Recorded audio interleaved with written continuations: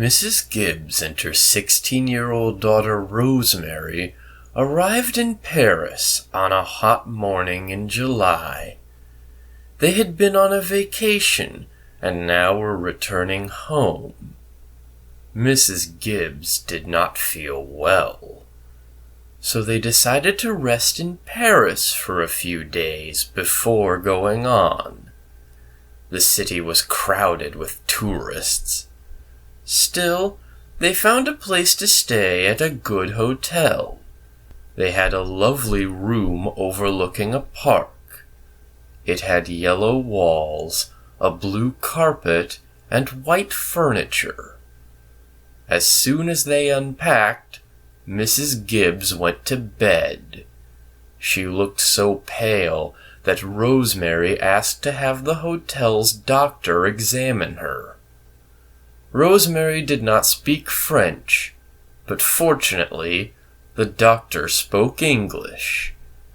He took one look at Mrs. Gibbs and said, "Your mother is too sick to travel. Tomorrow I will move her to a hospital, but she needs a certain medicine. If you go to my home for it, it will save time." The doctor said he did not have a phone right now. Instead, he would give Rosemary a note for his wife. The hotel manager put Rosemary in a taxi and, in French, told the driver how to find the doctor's house. "It will only take a little while," he told her, "and the taxi will bring you back." As the driver slowly drove up one street and down another, it seemed to take forever. At one point, Rosemary was sure they had gone down the same street twice. It took almost as long for the doctor's wife to answer the door, then get the medicine ready. As Rosemary sat on a bench in the empty waiting room, she kept thinking, "Why can't you hurry? Please hurry." Then she heard a phone ring someplace in the house. The doctor had said he didn't have a phone right now. What was going on?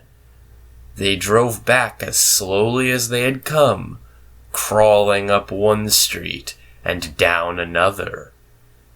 Rosemary sat in the back seat filled with dread, her mother's medicine clutched in her hand. Why was everything taking so long? She was sure the taxi driver was going in the wrong direction. "Are you going to the right hotel?" she asked. He didn't answer. She asked again, but still he didn't reply. When he stopped for a traffic light, she threw open the door and ran from the cab.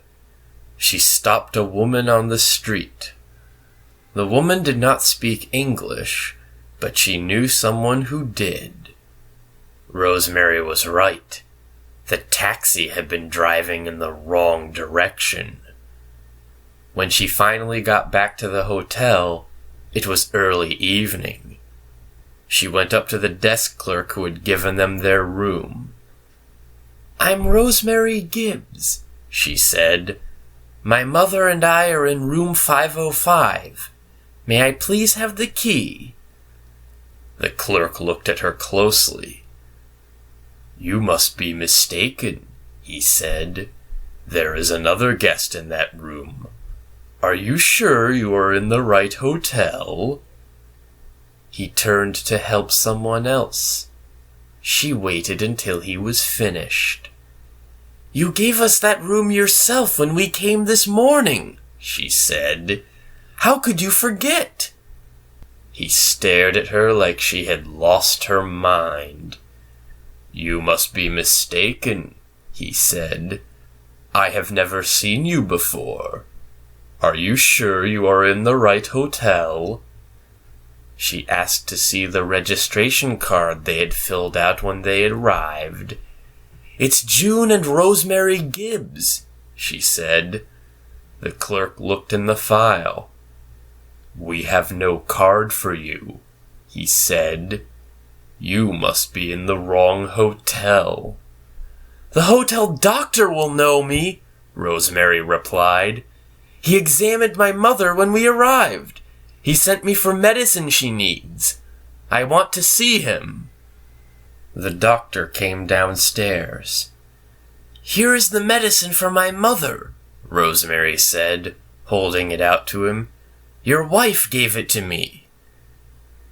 "I have never seen you before," he said. "You must be in the wrong hotel." She asked for the hotel manager who had put her in the taxi. Surely he would remember her. "You must be in the wrong hotel," he said.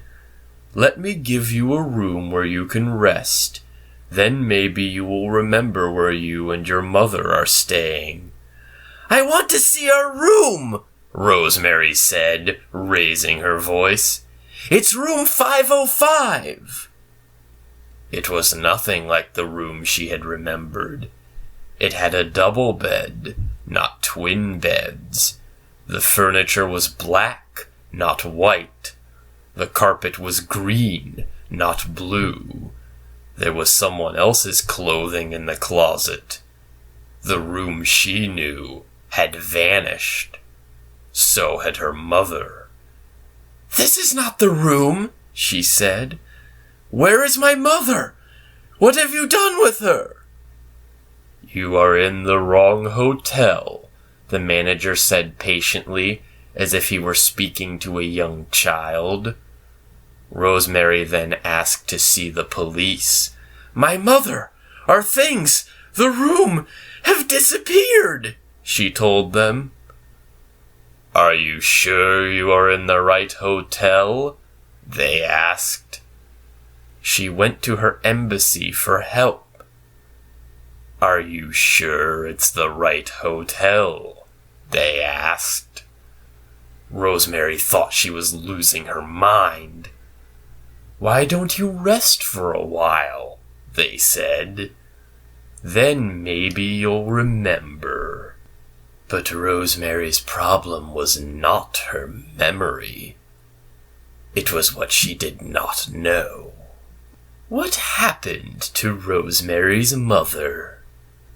When the hotel doctor saw Mrs. Gibbs, he knew at once that she was about to die. She had a form of the plague, a dread disease that killed quickly and caused very frightening epidemics. If the word got out that a woman had died of the plague in the heart of Paris, there would be a panic.